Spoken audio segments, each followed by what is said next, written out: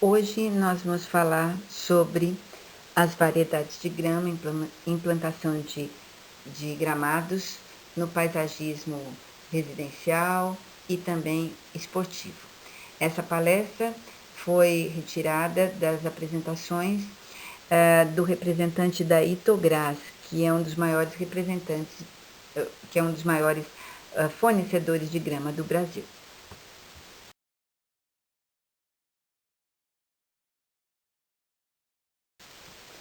Um pouco de histórico, né? Mostra como que a grama era plantada, retirada e comercializada nos anos 70. Então, vocês percebem da esquerda para a direita que existia uma máquina de tração humana, né? Em que era feito o corte de rolinhos, essa grama era enrolada e depois transportada. E o plantio era feito manual. Através de mudanças e novas tecnologias, hoje uma das formas mais comuns de se fornecer grama são esses tapetes, né? Esses tapetes, eles não precisam ser enrolados e agilizou bastante o transporte. Como vocês vão ver no slide seguinte, você tem uma máquina que já corta e vai causar o empilhamento desses tapetes de grama. Aqui vocês veem a máquina que eu comentei, onde ela vai passando, cortando, né, cai na esteira e depois tem duas pessoas lá atrás que vão empilhando ela, paletizando, e esse pallet depois vai ser colocado diretamente no caminhão. Como vocês podem ver, então, o processo passou a ficar bem mais eficiente, né, economizando tempo e mão de obra. Aqui está mostrando uma classificação considerando os tipos de variedades que existem no mercado, qual é a variedade que mais está sendo usada. E vocês veem que, seguindo aí a prioridade, é a grama esmeralda, com mais de 70% de uso, e seguida da grama São Carlos. A grama Bermudas, que também tem uma utilização mais em campos esportivos, ficaria em terceiro lugar. Aí você está vendo dentro dos estados quais são os estados que mais atuam no mercado da grama. Vocês viram que São Paulo, para variar, é o que mais ganha, seguido aí, né, com quase metade do mercado, seguido do Paraná, Minas Gerais, Mato Grosso e os demais estados.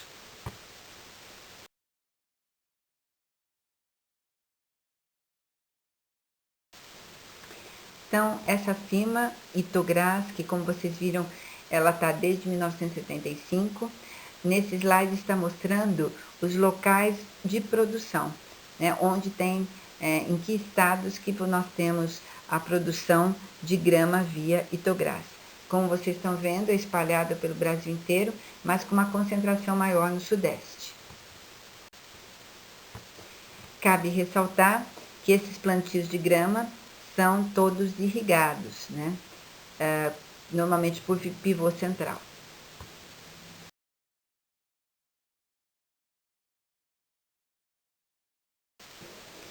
De 1975 para cá, novas tecnologias apareceram. Nós vamos falar melhor dessas tecnologias mais no final da palestra, mas aqui eu já mostro para vocês o que eles chamam de maxi roll. Não sei se vocês estão vendo esse instrumento, essa máquina. Ela tem um rolo de grama, né? E através dessa esteira eles vão esticando esse rolo. Esse rolo tem cerca de 40 metros de comprimento, o que agiliza, né, e diminui o número de recortes de grama, de emendas principalmente. E a mão de obra também é bem reduzida. Você precisa no máximo de 3 pessoas para plantar um campo de futebol. Outra nova tecnologia que entrou no mercado foram esses estrigas. Estrigas seriam partes vegetativas da planta, né? Normalmente não tem a folha, seria o estolão, né? Que barateia bastante a implantação de gramados, de grandes gramados. Eles são vendidos em bags, né? E são colocados, depois do solo tratado, espalhados no solo. Eles têm um bom pegamento, né? E um preço mais baixo. Outra tecnologia que veio para tentar reduzir o custo do gramado é a questão dos plugs. São mudinhas, né, de planta, eles são produzidos em bandeja e você consegue, dependendo do espaçamento, ter um custo bem mais baixo. O que, de repente, 1 metro mais ou menos de grama de tapete, uma caixa poderia ser transformado aí em 5 metros ou mais. Depende tudo do espaçamento que você coloca. Então fica bem mais em conta.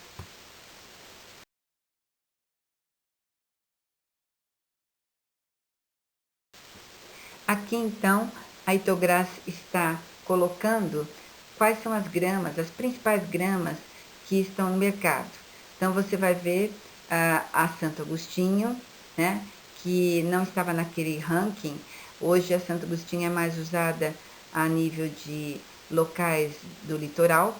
A grama esmeralda, que é utilizada até hoje, e a grama imperial, esmeralda imperial, que é uma forma que é protegida, né? Nós vamos ver uma marca da Itogras.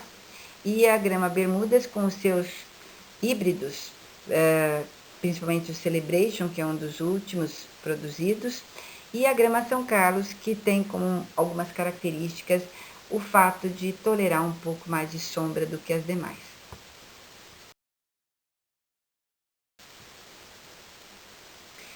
As características de cada grama agora vão ser discutidas, né? Então, cada uma daquelas variedades de grama vão ser discutidas quanto à sua funcionalidade e seu aspecto geral. A primeira grama que nós estamos verificando é a grama Santo Agostinho. Então, observem bem a largura do folíolo, o tamanho do folíolo, a ausência de pelos, a cor, a rusticidade.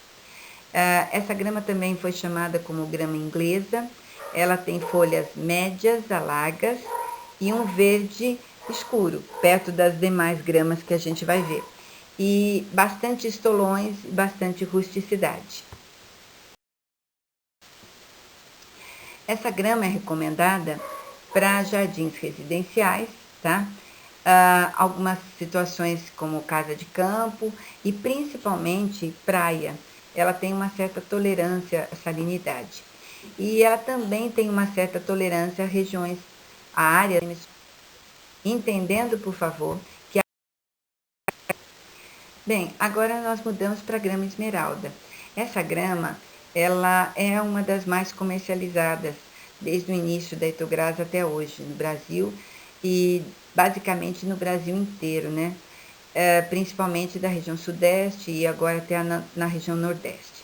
Ela apresenta também uma folha média, uma cor um pouco diferente, ela tem esse tom que dá o nome dela, o tom esmeralda, um grande número de estolões e formando basicamente um tapete, uma trama muito bem feita, que dá muita resistência ao pisoteio. Então, essa grama, hoje nós temos as bermudas, que talvez sejam as mais recomendadas para jardins, desculpe, para gramados profissionais, mas antes de ter as bermudas, eram essas gramas que acabavam sendo colocadas nos campos de futebol. E hoje, até mesmo hoje, para um campo de futebol caseiro, né, a gente fala que ela também é recomendada por ter uma rusticidade e uma exigência talvez menor de manutenção do que a grama bermudas. A grama esmeralda, ela é usada em basicamente todos os jardins residenciais, industriais, nas áreas esportivas, como eu falei para vocês, não a nível profissional, e também, por ela ter uma trama fechada, ela é muito boa para evitar erosão.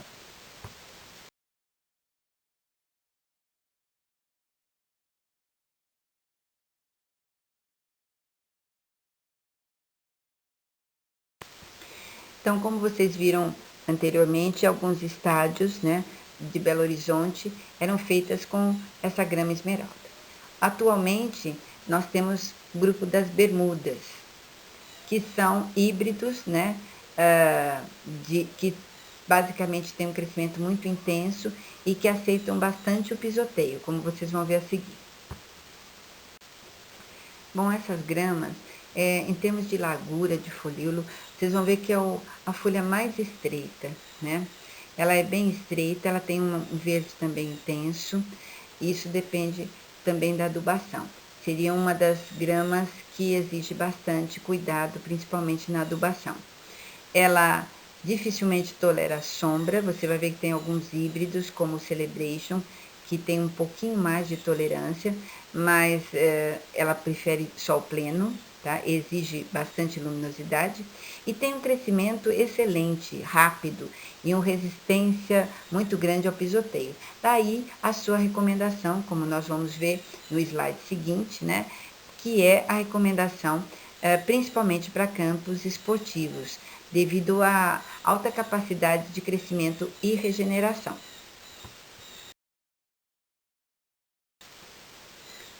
Então, como a gente pode ver nesse cartaz, nesse folder, nós temos vários híbridos da Bermudas, Tifton 419 é um deles, e ele foi utilizado, né, somente durante a Copa 2014, em vários gramados brasileiros.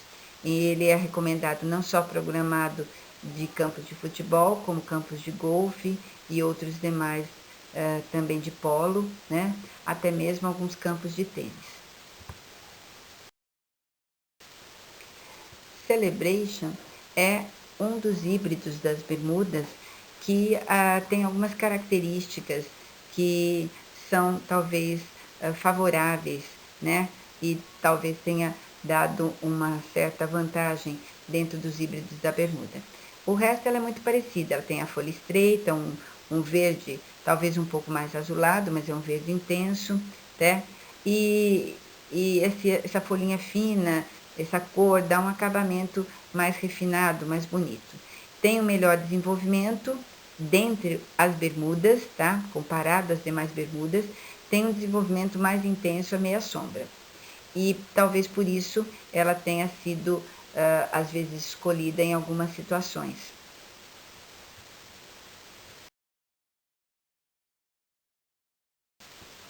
E por fim, a grama São Carlos. Na grama São Carlos, você vê características como folha larga, né? Diferente das bermudas, da esmeralda, e mais parecido com a Santo Agostinho. A folha é larga, ela também não tem pelos, ela possui uma coloração também, um verde bem cor de grama, né? Verde intenso, e ela tem essa posição dos estolões serem bastante rastejantes, com bastante rusticidade. Esses estolões serem mais rastejantes, mais superficiais, cria uma certa consequência, né? Que é o cuidado na manutenção. Durante a poda, você tem que sempre deixar 3 milímetros de altura, porque senão você machuca os estolões e isso pode causar o seu definhamento. Fora isso, é uma grama bastante rústica e ainda tem a vantagem, como vocês vão ver a seguir, de tolerar ambientes sombreados. Lembrando que eu defini para a grama que um ambiente sombreado é aquele ambiente em que pelo menos a grama tomaria sol por 4 horas, direto.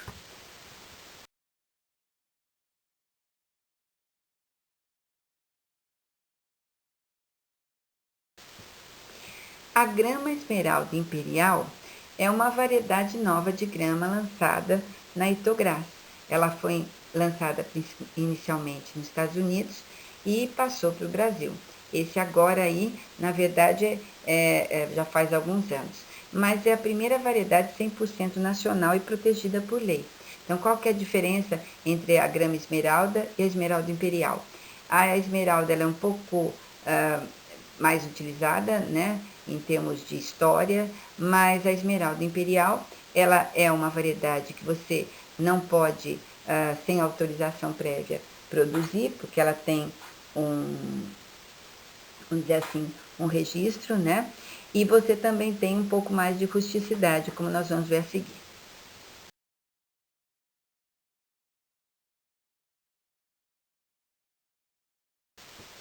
como eu estava comentando para vocês, essa cultivar, ela tem uma proteção, né, através da Lei de Proteção de Cultivares e um certificado mostrando que a esmeralda foi uma variedade produzida pela Itrogras 100% brasileira.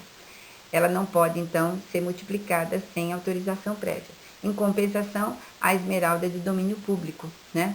Então, qualquer um que queira fazer uma produção, ele pode fazer. Já da esmeralda imperial, não.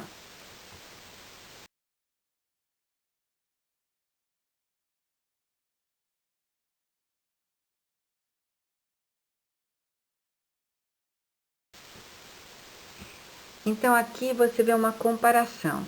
Do lado esquerdo, a grama esmeralda imperial e do lado direito, a grama esmeralda comum. A cor é levemente a mesma, né? Você não vê muita tonalidade, mas uma coisa que chama atenção é o vigor dos estolões, como a gente vai ver no slide posterior.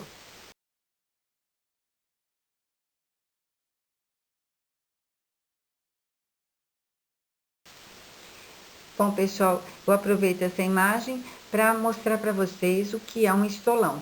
Então, a grama, ela cresce dessa maneira. É como se ela tivesse tufinhos que se enraizam e dessas mudas saem esses estolões que vão gerar o avanço, né, da cultura e o fechamento da grama. Então, vocês percebem nessa figura como os estolões são vigorosos, né, e em bastante quantidade, o que vai dar um fechamento da grama mais rápido.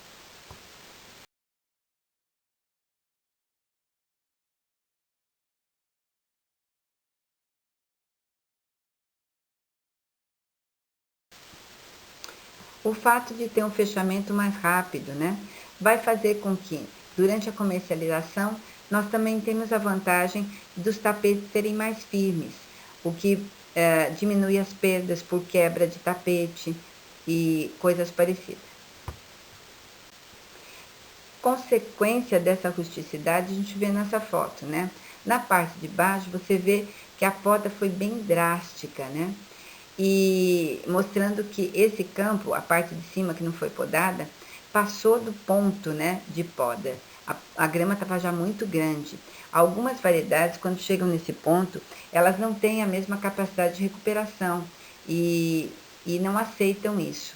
Então você vê que mesmo podando bem rente, a grama esmeralda, e principalmente a esmeralda imperial, ela tem essa capacidade de suportar esses desajustes que a gente fala na frequência da poda. Uma vez que a poda feita uma vez por semana não teria esse problema, uma vez por mês não teria esse problema. A grama esmeralda imperial, então, vai ter mais ou menos as mesmas recomendações e utilizações da grama esmeralda, ou seja, preferencialmente uma área residencial, industrial, pública, parque e campos esportivos, mas é claro que não superando as qualidades da grama bermudas em termos de pisoteio.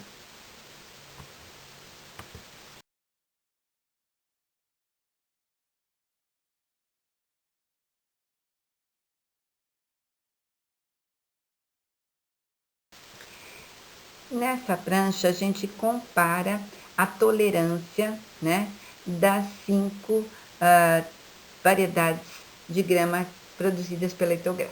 A primeira comparação é a nível de tolerância a temperaturas baixas.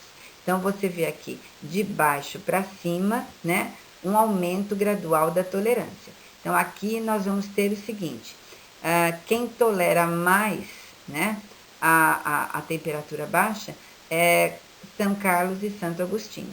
Você vai ver que Bermudas, Imperial e a Esmeralda gostam, teoricamente, de mais calor. Então, elas têm uma tolerância menor. Então, de baixo para cima, você tem um gradiente crescente na tolerância a temperaturas baixas.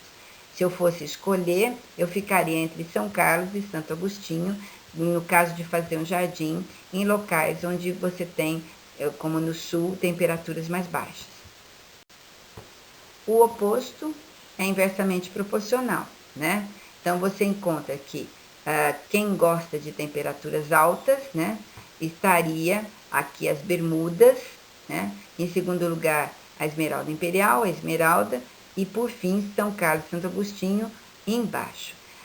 Eu não sei se vocês perceberam, mas a grama esmeralda, ela se posicionou no meio em termos de temperatura baixa, e aqui também ela está no meio em termos de temperatura alta. Vocês vão perceber, talvez seja isso o fato delas ser uma das gramas mais utilizadas, elas estão sempre no meio entre os extremos. Quer dizer que elas têm uma adaptabilidade que é muito boa em termos de Brasil. E quanto à seca, você vai ver que a São Carlos, ela sofre na seca, assim como a Santo Agostinho. Esmeralda, aquela tolerância média, e as Bermudas tendo um pouco mais de resistência junto com a Imperial. A Esmeralda Imperial, como vocês viram, ela tem um vigor maior, isso vai ser consequência da tolerância maior à seca. Vocês viram então agora um outro nível de tolerância, que a gente já tinha comentado. Recebendo no mínimo 4 horas de sol, você tem a São Carlos e secundariamente a Santo Agostinho como as melhores gramas para essa situação. E as Bermudas são as mais exigentes em termos de insolação. A grama esmeralda e esmeralda imperial acabam ficando medianamente. Mas você vê que nesse caso, né, a grama esmeralda, ela também não gosta de sombra, né? A imperial ganhou um pouquinho devido à sua rusticidade. Agora, se você for fazer um jardim que fica com muitas árvores, ou então perto de muros, paredes que dão sombreamento, o ideal é você ficar com a grama São Carlos, né, que é uma das mais adaptadas da nossa região. Em termos de salinidade, eu já comentei também isso com vocês, estava na descrição, que a grama Santo Agostinho, ela é a mais recomendada para regiões litorâneas. Abaixo delas vem a Imperial, Esmeralda, Bermudas, e menos tolerantes ficariam as Bermudas e a grama São Carlos. Bom, e por fim, última comparação em termos de tolerância seria o pisoteio. E a gente já sabe a resposta, né? São as mais recomendadas em termos de, como chama? De campos profissionais, porque ela é a que mais tem a capacidade, né, de sofrer pisoteio.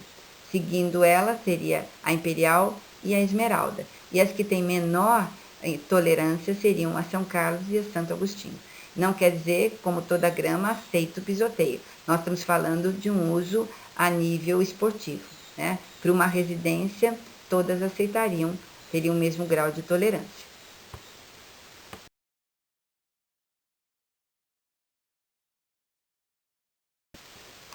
Quais seriam os cuidados de solo, né, de preparar o solo na hora de implantar um jardim? Algumas dicas que são básicas, né? Você tem que eliminar o mato ou alguma outra forração que exista no local. Você pode fazer isso com uma enxada, você pode ter alguma forma de roçadeira, né? Ou a capina química. Cada um depende da situação que ocorre ali. Se você, por exemplo, já tem um gramado e está substituindo o gramado, o ideal seja uma capina química, porque sempre vai sobrar um estolão, um pedaço de muda, e a grama antiga pode vir a brotar. No sentido de você estiver mudando de variedade, isso é uma desvantagem. Quando você também está usando um canto onde tem muito mato, se você fizer uma capina mecânica ou manual, as sementes vão cair e você vai ter problemas de brotamento de matos depois, durante os primeiros momentos da implantação. Então, cada caso é um caso, depende da extensão e do momento e do tipo de situação que você encontra em cada jardim ou em cada gramado. Mais uma coisa que você tem que levar em consideração é o objetivo que você tem. Você está promovendo um jardim com objetivo paisagístico ou esportivo, né? Em ambos os casos, você tem que fazer um nivelamento do solo, mas quando você fala do tema esportivo, às vezes você tem algumas regras a serem consideradas. Resumidamente, além de tirar a cobertura, né, você tem que gerar uma descompactação, o que vai depender do tipo de solo que você encontrou. Você pode adicionar matéria orgânica, se for o caso, ou também fazer adição de corretivos e de adubo. Tudo vai depender da análise de solo. E por fim, você tem que fazer o nivelamento da área.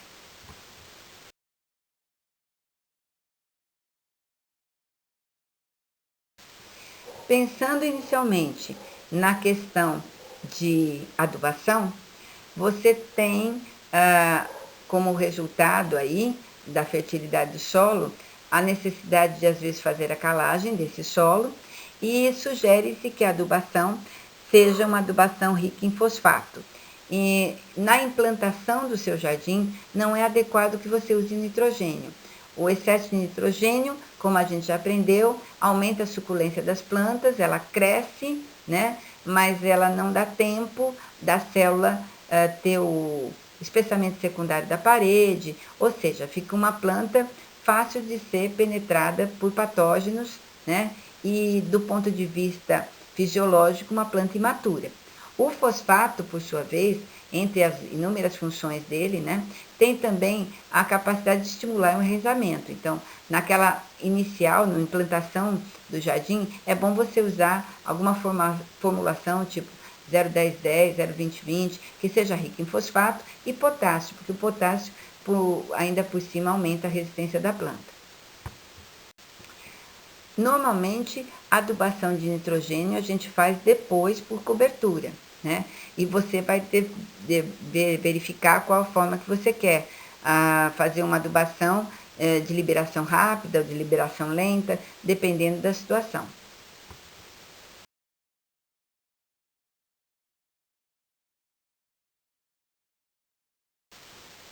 A gente comentou um pouco nisso na questão das novas tecnologias, né?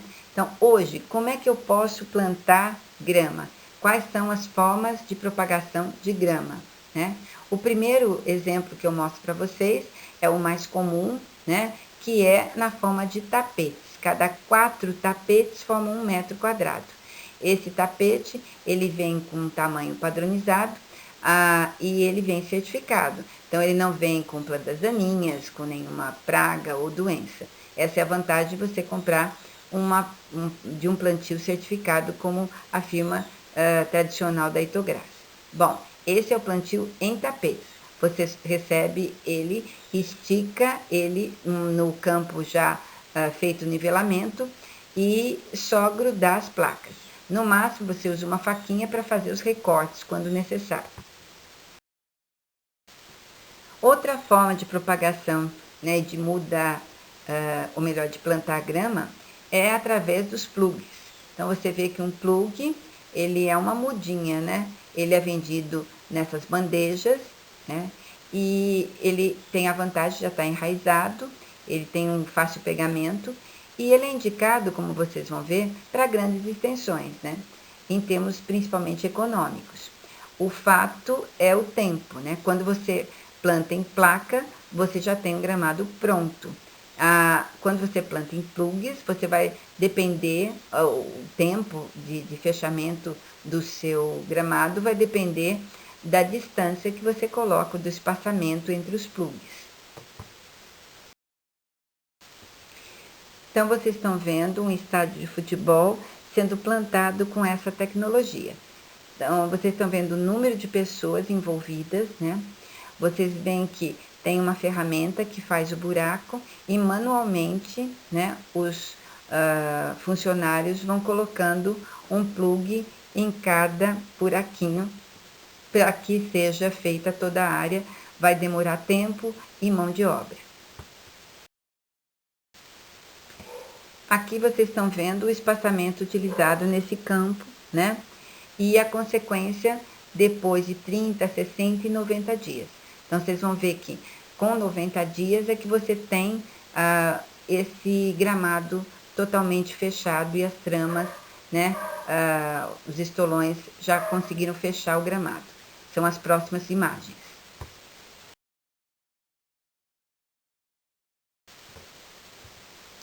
Aqui então estão a foto, né, do estado do Maracanã, que foi plantado com essa tecnologia. Os plugs são utilizados normalmente para situações com áreas muito grandes, né? Como estádio de futebol, campo de golfe. Mas existem outras opções. E aqui nesse slide eu estou mostrando uma opção que é o Maxi Roll. A vantagem seria o acabamento, a rapidez, né? Que você tem. Em termos de preço, você tem que avaliar, porque apesar dele ser mais caro, ele envolve menor mão de obra, é mais rápido e um acabamento totalmente perfeito. Você vê aí uma máquina, né, que está desenrolando o rolo e precisa de um aplicador, né, um funcionário, e dois para ficar olhando se as faixas estão colocadas direito e dar uma certa assistência a ele. Essa máquina é uma máquina que você tem que alugar da Itogras junto com o seu funcionário, o que manuseia a máquina.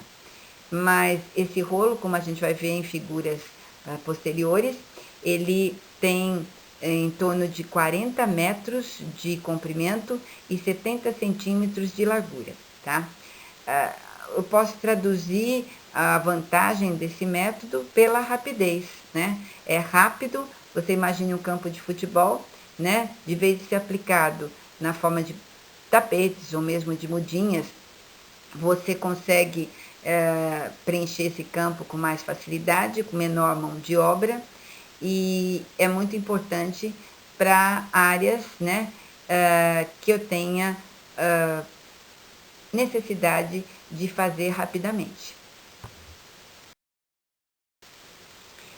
Continuando também, né, além da rapidez e do menor custo de mão de obra, você tem um estabelecimento quase que imediato do seu gramado.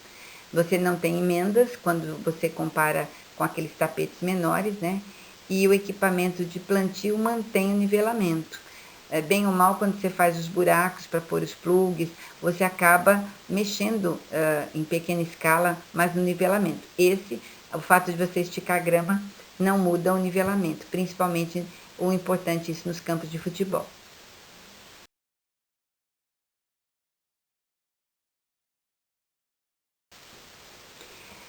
Nessa imagem eu chamo a atenção do rolo, né? Se você olhar de mais perto, você percebe que esse rolo ele tem como uma telinha protetora. Ela é biodegradável, ela não precisa ser tirada, que mantém o rolo íntegro. E aí está uma visão mostrando, né, o esticamento desse tipo de rolo.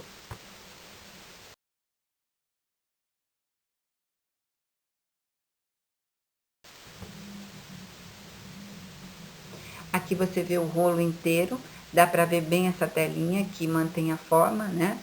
E você vai ver que ele tem, para ele ser transportado, ele tem que ter o auxílio aí de empilhadeira, mas ele é colocado em caminhões e uma vez chegado no local, esticado através daquela máquina que vocês viram anteriormente. E nos slides futuros você vai ver que a emenda é imperceptível, né? O número de emendas é bem menor e o transporte passa a ser bastante eficiente, porque você tem também uma grande quantidade de grama, diminuindo a questão do transporte, do custo de transporte.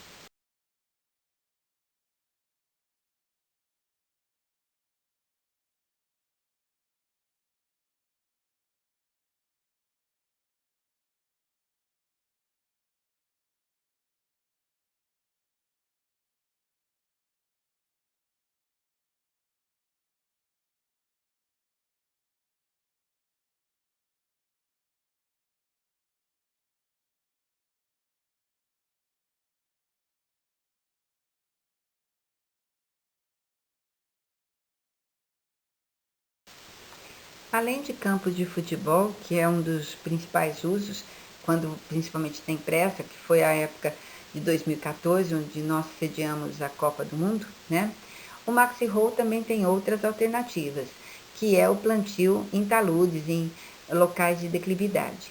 Então, a gente vai ver na figura seguinte, né, essa disposição. Se você não tivesse o Maxi Roll, para você plantar nesses taludes, você usaria as placas e você teria que ter suportes de estacas de bambu, alguma situação para prender as placas até que elas enraizassem. Como esse maxi roll tem 40 metros de comprimento, ele pode cobrir toda essa área e desde que você prenda em cima, né, o próprio peso da placa, você não tem essa questão do caimento, né, do rolamento das placas devido à declividade.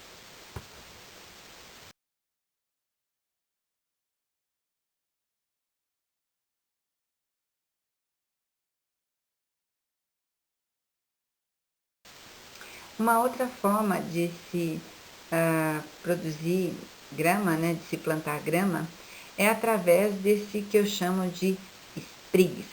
Né? O que são sprigs? São partes da grama, estolões, parte vegetativa da grama, que é vendido em bags e que também tem a finalidade de reduzir o custo quando você trabalha com grandes extensões, gramados de grandes extensões.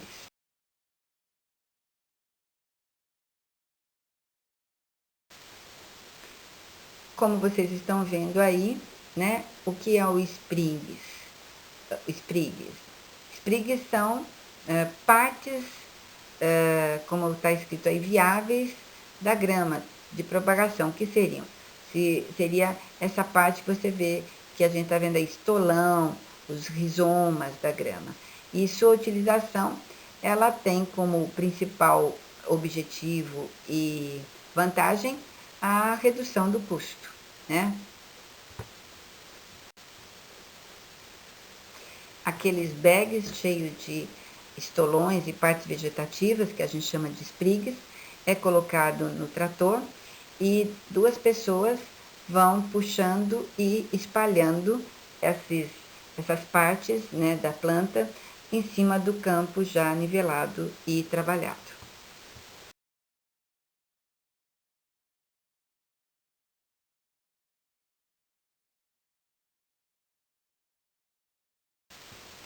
Então, de acordo com os slides anteriores, você reparou que, assim como os sprigs têm mais ou menos cerca de 90 dias para poder proporcionar um fechamento e poder o gramado ser utilizado.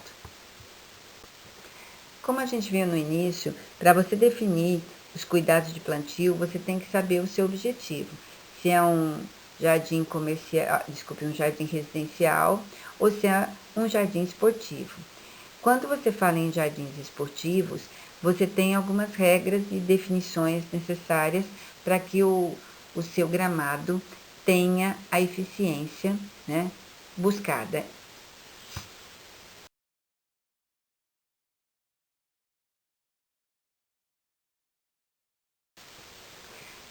A primeira coisa, como em todo local, refere-se ao nivelamento do solo.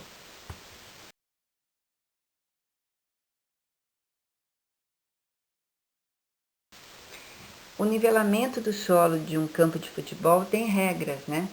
Então, você tem que seguir as regras, como eu vou mostrar mais adiante, uma certa declividade em direção ao centro. Para evitar esse tipo de acontecimento, do alagamento de um campo de futebol durante o jogo, nós precisamos também tomar os devidos cuidados e elaborar uma drenagem muito boa desse campo, como vocês vão ver a seguir.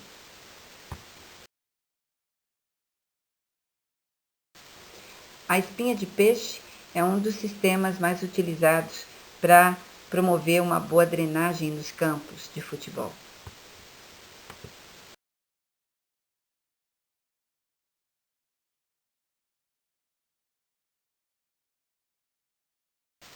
Olha aí, pessoal, aí dá para ver direitinho o nivelamento, né, desse 0,5% aí de caimento, e 0,3 lateral, e o sistema de canais, que a gente chama de espinha de peixe, onde você tem o canal central, né, os canais ou ramais secundários, ligados aí, todos vão acabar no dreno coletor. Aqui está a visão do dreno. Então, você vai ter o solo base, que é aquele preparado durante o nivelamento, a nossa terra, né? Onde tem o dreno, né? O canal lá que a gente chamou de espinha de peixe. Ele tem em volta brita, e esse em amarelo seria um tipo de uma proteção geotextil, um tipo de uma manta. Acima do dreno vem a areia, e depois da areia vem o solo que vai ser plantado a grama, que eu chamo de topsoil. Topsoil, como está sendo definido aí, é uma camada de solo que pode variar aí entre 75 a 90% de areia para 10 a 25% de matéria orgânica. E ele deve ser formado com essa mistura nas proporções, dependendo do tipo de solo, dependendo das qualidades que você quer aí em termos de maior ou menor drenagem. E esse solo é que vai ser utilizado para sustentar o sistema radicular da grama. Nesse esquema fica claro, então, toda a preparação de drenagem, né, necessária para que tenha um campo de futebol bem bonito, né, e que evite aquelas situações que a gente viu de alagamento. Então, você tem aí o solo base, depois você tem em azul, eu falei amarelo é o solo base, em azul a manta, geotextil, a brita em cinzinha, depois tem o duto, ele é perfurado, e uma camada de areia grossa de 10 centímetros. Acima disso, 30 centímetros de topsoil, que a gente já definiu, e a grama vem em cima disso tudo.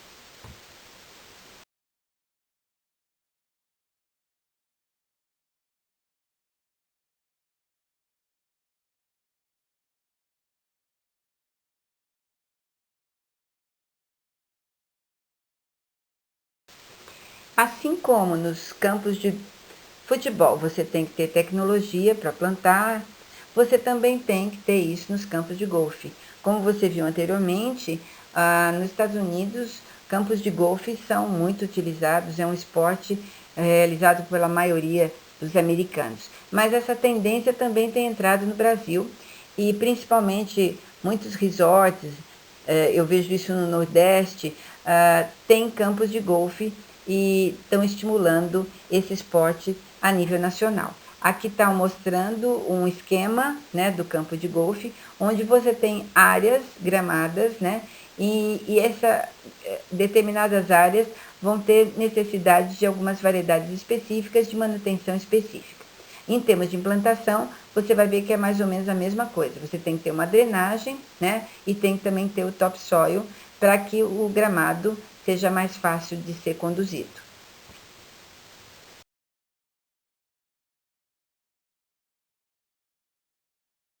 Aqui a gente está mostrando uma área muito específica do campo de golfe, que é chamado de greens, né?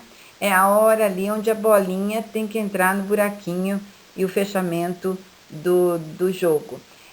Aí é uma área onde você precisa de uma grama especial, de uma poda diária, porque você tem que ter um tapete uniforme, bem liso, para que a bolinha não deslize, né, na verdade, e não fique parada por causa de algum pedaço de grama ou coisas parecidas. Então, essa área é uma área que mais se toma tempo, né, e manutenção dentro do campo de golfe. Entre as especificações, você pode ver que nessas áreas a grama tem que ser mantida a uma altura de 2 a 3 milímetros, mostrando aí a necessidade de uma poda diária. E a variedade usada é um tipo de bermuda, híbridos de bermuda. Nessas fotos você consegue observar os cuidados de drenagem, né? A manta sendo colocada, depois vai vir o topsoil, né? Que são necessários para a implantação do jardim, ou melhor, do gramado.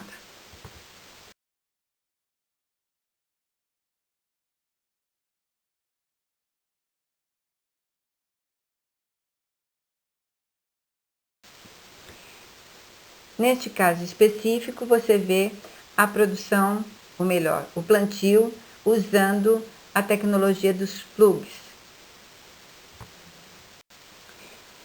Além, então, dos campos de golfe, além dos campos do futebol esportivo, você também tem em campos de polo e até mesmo em campos de tênis.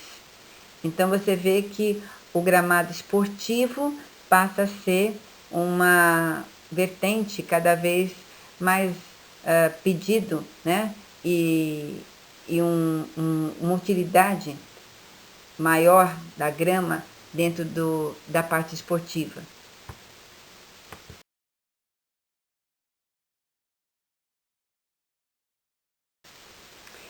Bom, quando a gente fala em manutenção, a gente esbarra principalmente na irrigação, né? Um gramado bonito, ele tem que ser muito bem irrigado. E a irrigação você tem várias, principalmente quando você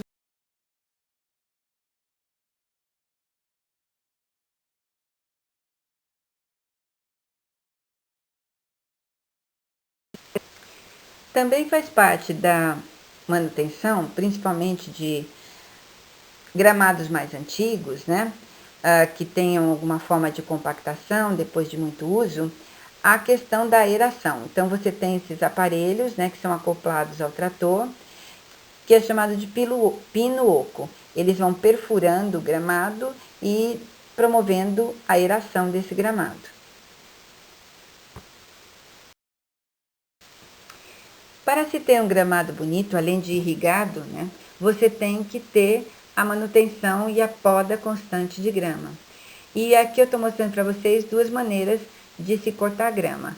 Através de roçadeiras com corte horizontal.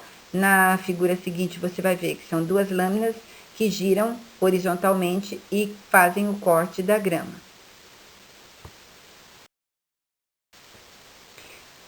Ou então, essa roçadeira diferente mostra um outro estilo, que é o corte helicoidal.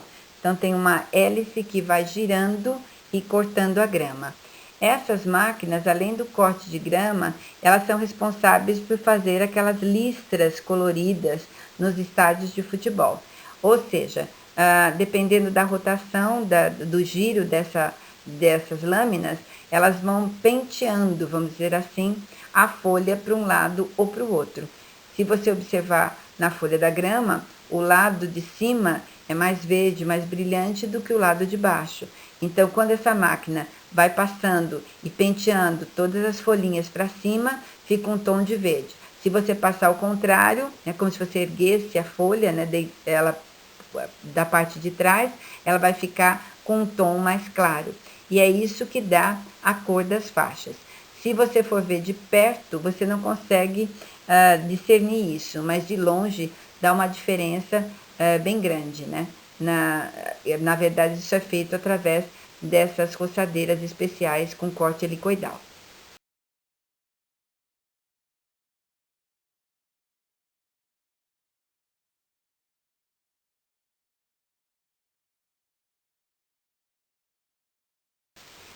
Além da técnica, né, usada para fazer listas através dessas lâminas helicoidais, você também tem no mercado um corante, né? Corante líquido solúvel em água, que vai ser aplicado, pulverizado em cima da grama.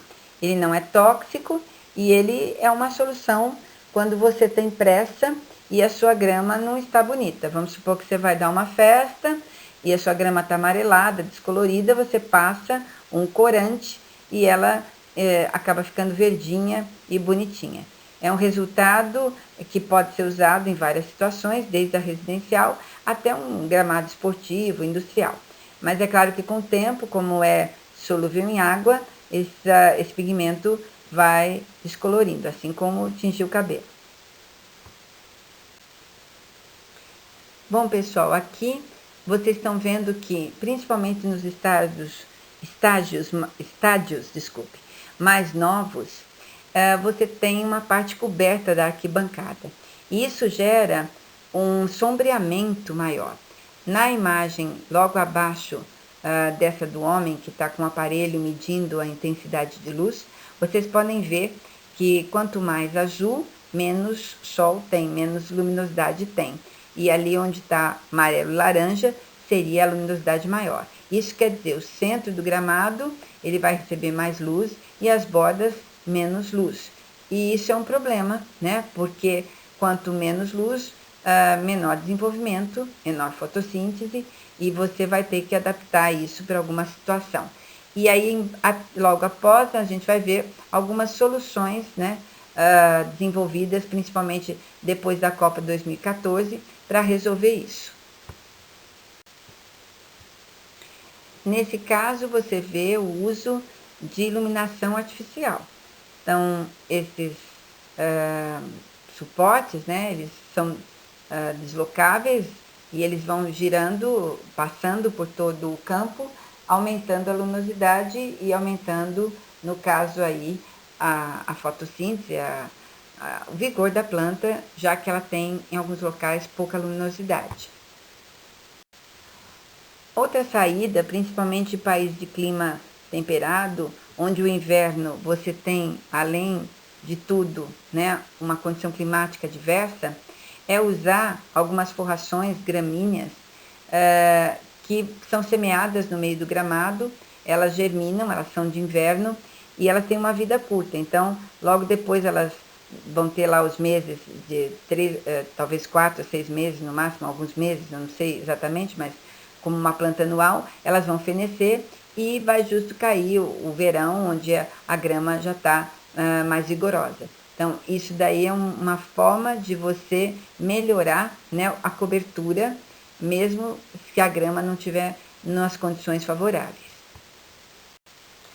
E por fim, né, nós temos aí uma tecnologia em que você injeta fibra sintética no meio da grama natural, para dar um preenchimento e melhorar também a capacidade de sustentação do pisoteio.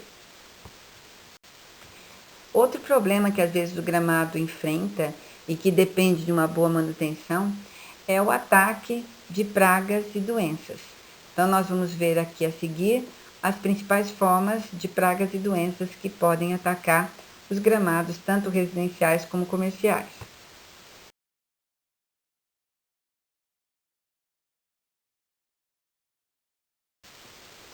Primeiramente, chamo a atenção das lagartas. Essas lagartas, elas são decorrentes da colocação dos ovos pela mariposa. Elas ficam embaixo do solo, vão se alimentando das raízes e o que você percebe é a parte aérea morrendo, né? O que a gente às vezes vê é um cocôzinho na grama. Às vezes elas saem à noite, né? Elas não têm muito hábito diurno, não. Não é fácil de observar, mas você, fuçando um pouco na grama, vai perceber, elas não são tão pequenas, são fáceis de visualizar. E também a presença da mariposa, que deve estar presente durante a época de colocar os ovos. Uma outra praga, eu realmente nunca vi, mas diz que é muito difícil de controlar, é a paquinha. Ela também fica embaixo do solo, vai se alimentando, destruindo as raízes, e é de muito difícil controle. Parece que não é qualquer inseticida que mata a paquinha, você tem que talvez tentar o alagamento do jardim. Eu sei que quando apareceu essas pragas, o problema é o controle, mas ela é bastante rara. E agora chegamos numa das principais pragas que na nossa região é o maior problema que nós temos, né? Que são os cupins de solo, né? Não os de madeira. Esses cupins, eles vivem subterrâneos, eles só saem principalmente durante a noite, então durante o dia dificilmente você vai vê-los. E eles acabam se alimentando das raízes, né? Destruindo as raízes e você vê a grama morrendo. Existe aí como controle, principalmente, o cupinicida. O problema é que eles não são registrados para a cultura da grama. E uma das maneiras também de minimizar esse problema é conseguir ou fazer a calagem do solo. O calcário modifica o pH, ele basifica o pH e os cupins preferem pH ácido. Isso ajuda um pouco no controle.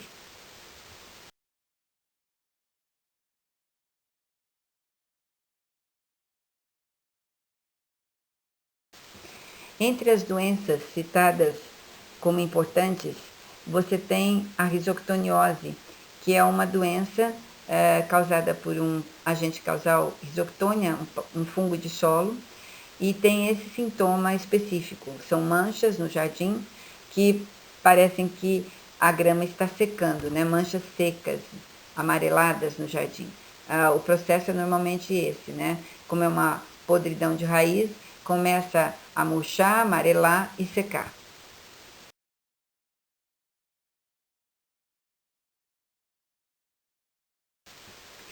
Essa doença dá em todas as variedades de grama e basicamente em todas as áreas do Brasil. Ela tem algumas condições que favorecem o seu desenvolvimento. Entre elas, você vai ver a principal, que é uma temperatura noturna entre 10 e 16 graus. E sol, calor durante o dia. Isso a gente tem no nosso outono e inverno, principalmente no nosso inverno. Quando faz frio, normalmente é durante a noite. Durante o dia você chega até ter temperaturas quentes. Também a gente precisa, como favorável, 10 horas de molhamento foliar por vários dias. Você até pode falar, mas o nosso inverno é seco. Mas quem tem grama, molha a grama, principalmente no inverno, onde você tem uma falta de chuvas, e quem tem irrigação, principalmente. E acarreta ainda mais problemas quando esse solo não tem uma boa drenagem. Então, você vai ter um molhamento foliar alto, né, 10 horas por dia, então pelo menos imagine uma irrigação noturna feita através de um sistema de irrigação. Se for feito à noite, favorece porque as temperaturas estão mais baixas, e se o solo não for bem drenado, vai ter um acúmulo de água que vai favorecer o fungo e a disseminação do fungo. Essa doença, como deve se esperar, ela é mais comum no outono até a primavera, outono e inverno, né? E se você, durante esse momento, adubar com adubos à base de nitrogênio, favorece ainda mais, tá? A doença, porque o nitrogênio estimula o crescimento e não o amadurecimento da célula. Então, as células ficam suculentas e mais fáceis de serem infectadas. E os níveis de fósforo e potássio baixos também são outros fatores que favorecem a doença. O fósforo, ele atua em vários processos e principalmente no enraizamento. E o potássio, ele atua na resistência da planta. Isso quer dizer que níveis baixos de fósforo e potássio vão favorecer a doença, não só a risoctoniose, como quase todas as doenças, principalmente doenças de solo, como a gente está falando aqui.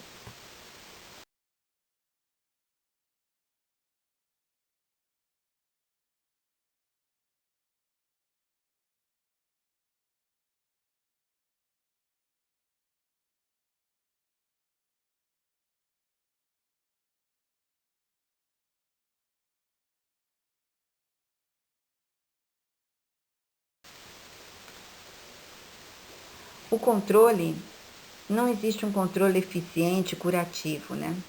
O que existe é um controle cultural, onde você deve, como a gente comentou, manter os níveis de nitrogênio moderado e manter os níveis de fósforo e potássio mais elevados, tá? A irrigação, ela não deve ser feita no final da tarde e à noite para evitar aquelas temperaturas mais baixas, né? E também a gente deve, sempre que possível, elevar a altura da poda, porque toda poda vai gerar um ferimento e como é um patógeno de solo, seria uma forma de penetração, uma porta de entrada para o fungo. Esses agentes da risoctônia têm escleróides, então quer dizer que o controle químico fica bastante comprometido e a gente tem que trabalhar então com outras formas de controle. Uma outra coisa que não está escrito aqui, mas que eu também acho que pode ajudar, é usar a questão do calcário, né? A calagem do solo vai aumentar o pH e normalmente os fungos de solo gostam de pH ácido. Isso pode ajudar na convivência dessa doença. Outra doença de solo é a esclerotínia, também chamada mancha de dollar spot. Ela também tem características muito semelhantes à risoctoniose. É um fungo de solo, também tem escleródio, gosta de temperaturas baixas noturnas, né? E vocês vão ver que o tipo de manutenção ou de manejo é o mesmo. Só o sintoma que é um pouco diferente. Você vê que são manchas mais isoladas, de um tamanho menor, e que também geram a podridão de raízes e, como consequência, a seca da parte aérea.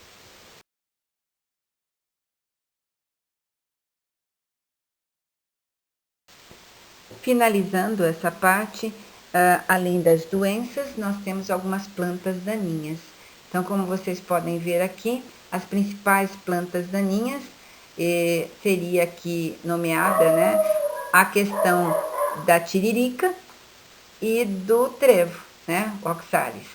A tiririca, nós temos alguns produtos que controlam muito bem a tiririca, mas não se esqueçam que a tiririca tem batatinhas, tubérculos, né, que atingem até 1,5 m de profundidade. Então, é uma das pragas muito de difícil controle. E, assim como o trevo, é folha larga, você tem vários herbicidas que atuam sobre folha larga e não vão ter atuação na grama que podem ser utilizados. São pragas que normalmente precisam de um controle imediato, porque no caso da tiririca, quando ela dá sementes, a disseminação para o jardim é muito grande, para o gramado, e às vezes você acaba perdendo um gramado. No caso, tanto de um quanto o outro, é muito importante a limpeza da roçadeira, porque normalmente quando a roçadeira passa num gramado que tenham essas pragas, as sementes acabam se grudando e são transportadas pela própria roçadeira em outro gramado. Nós temos então alguns produtos no mercado, mas nem todos que eu saiba são registrados para grama, porque é uma cultura de expressão não tão grande quanto as plantas cultivadas. Esse é um problema que você não pode ter receituário agronômico.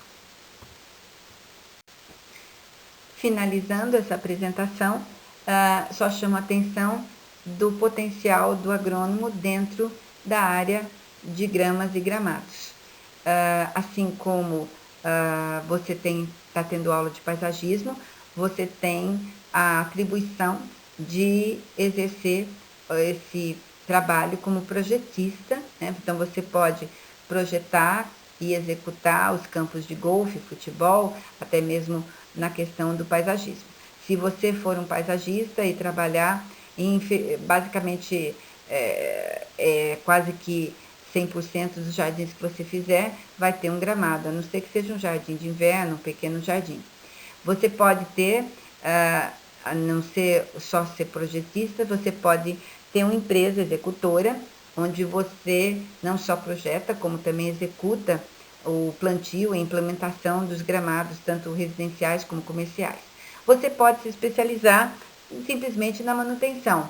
Você tem em cidades de médio, grande porte, você pode ter a manutenção, por exemplo, de condomínios, né? Ou, como a gente já viu também, essas firmas que dão manutenção, né, nas rodovias, tipo Granorte, você pode ficar responsável pela manutenção dos gramados da rodovia. Você pode ter uma empresa que produza grama, como é a Itogras. Ela precisa ter engenheiro agrônomo responsável e também na área de pesquisa, juntamente com biólogos e outros mais pesquisadores, a busca de novas variedades, novos híbridos que tragam maior vigor, pesquisas, por exemplo, como uso de reguladores de crescimento para evitar ou reduzir o número de podas. Esse greenkeeper, né, seria aquele que dá manutenção na região do green, dos campos de golfe, né? Precisa de, como eu falei para vocês, muita tecnologia. Empresas de irrigação, que é uma área que eu acho que tem como ser muito preenchida, tem muitas lacunas nisso daí, tanto em irrigação residencial como grandes irrigações. A questão, como eu comentei para vocês, de desenvolvimento de defensivos agrícolas específicos para gramados e com registro para isso. adubos, né, como a gente falou, que tenham uma liberação mais lenta ou mais rápida, e equipamentos, tanto para poda como para questão de produção, né, na fazenda de produção. Então, vocês viram que o engenheiro agrônomo atua intensamente nessa região, nessa área do paisagismo, que seria a produção e implantação de gramados. Certo? Então, até a próxima, pessoal.